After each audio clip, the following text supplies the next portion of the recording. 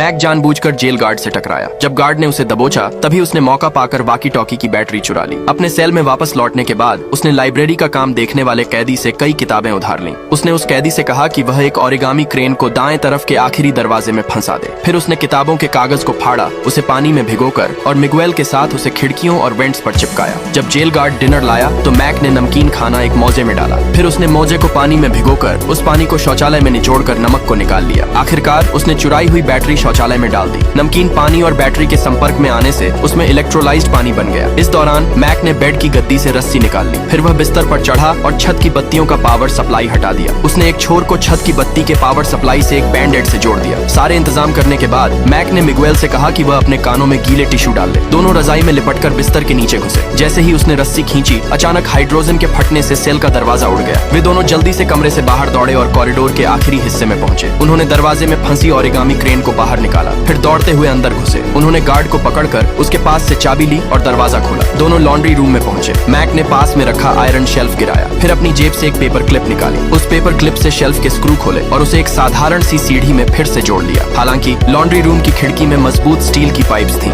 Mac ने बाल्टी से कपड़े निकाल दिए। फिर एक फायर एक्सटिंग्विशर लिया और उसका गैस उसमें डाला। फिर पास रखी शराब की बोतल में से शराब डाली। उसे बाल्टी में झाड़ू से अच्छे से मिलाया और मॉप पर इस होममेड कूलेंट को लगाया। कूलेंट के असर से उसने आसानी से खिड़की पर लगी स्टील पाइप्स को खोला और कांच तोड़ा। दोनों संकरी खिड़की से बाहर निकल गए। मैक ने कपड़ों से बनी रस्सी छत से बाहर फेंकी ताकि यह आभास हो कि दोनों नीचे की ओर भाग रहे हैं। फिर दोनों सीढ़ी से छत पर चढ़ गए और इसे जेल के गार्ड से पहले उठाकर छिपा लिया। फिर दोनों बाहर की ओर जाने वाले पुल पर चढ़े और आखिरकार जंगल में पहुंच गए। मिगुएल ने अपने आदमी को बुलाया जो उसे लेने आए थे। हालांकि मैक ने जेल गार्ड को न मारने का फैसला किया था, इसलिए मिगुएल ने अपने आदमी से कहा, मैक को बेहोश करके ले चलो।